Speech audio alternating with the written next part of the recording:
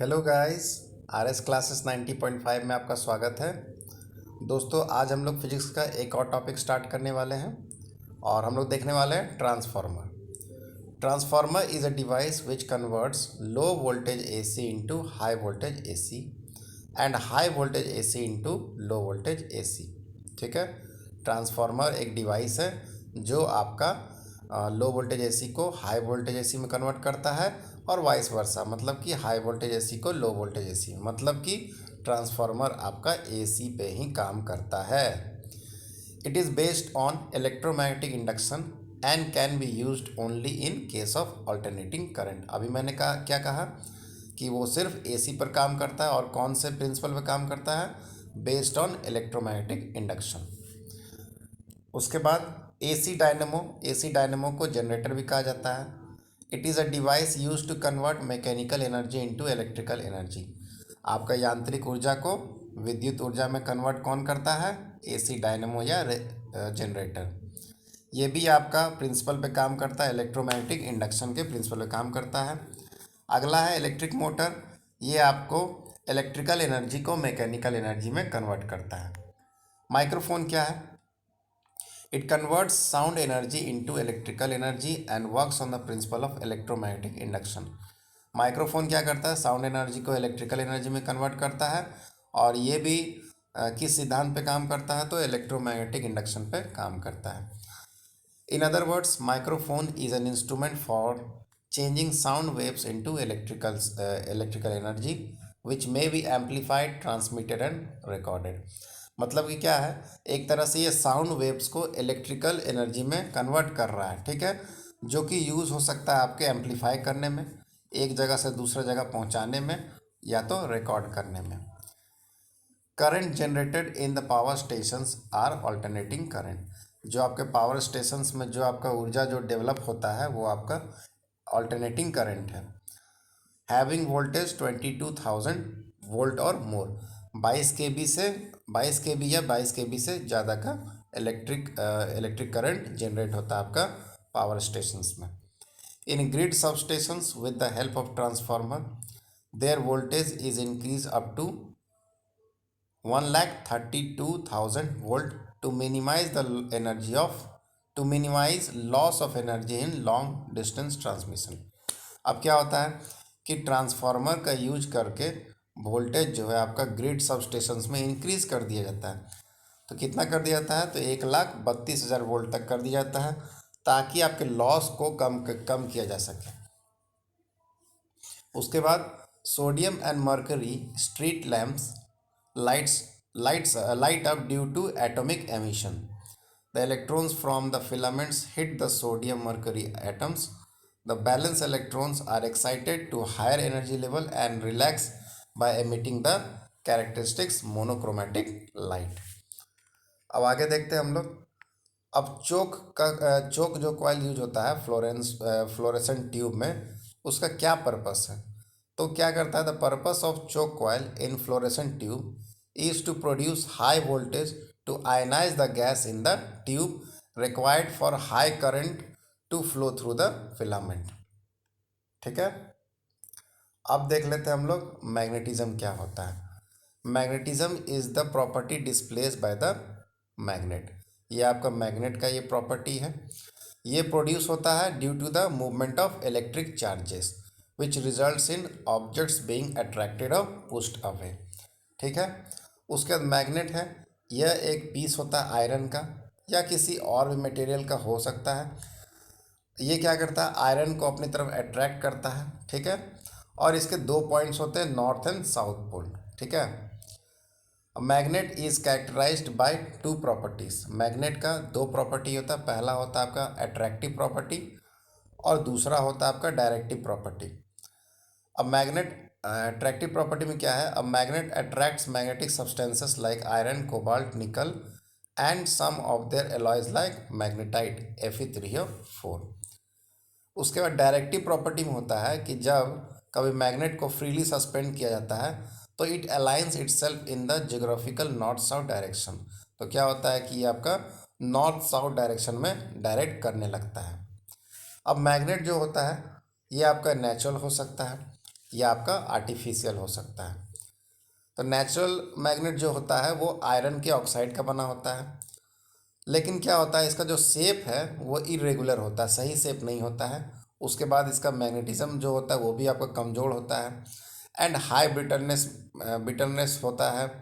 उसके बाद natural magnets find no use in the laboratory. आपका जो नेचुरल मैग्नेट होता है उसका लेबोरेटरी में कोई यूज नहीं है। उसके बाद the magnets made by artificial methods are called artificial magnets और man made magnets. They may be of different types like bar magnet, horseshoe magnet, Robinson's ball ended magnet या magnetic needle electromagnet etc. 2 points near the two ends of a magnet where the attracting property is maximum are called the magnetic poles. अब क्या है कि magnet का जो north और south pole होता है वहाँ पे जो उसका जो कैपेसिटी होता है वो काफ़ी मैक्सिमम होता है, अट्रैक्टिंग कैपेसिटी, इसीलिए उसको मैग्नेटिक पोल्स कहते हैं। When a magnet is freely suspended its one pole always direct towards the north, this pole is called north pole, other pole is called the south पोल।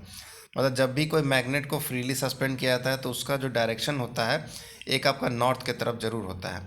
तो ये north को जो होता है उसको हम लोग नॉर्थ पोल कहेंगे और साउथ का जो डायरेक्शन में डायरेक्ट करता है उसको साउथ पोल कहते हैं।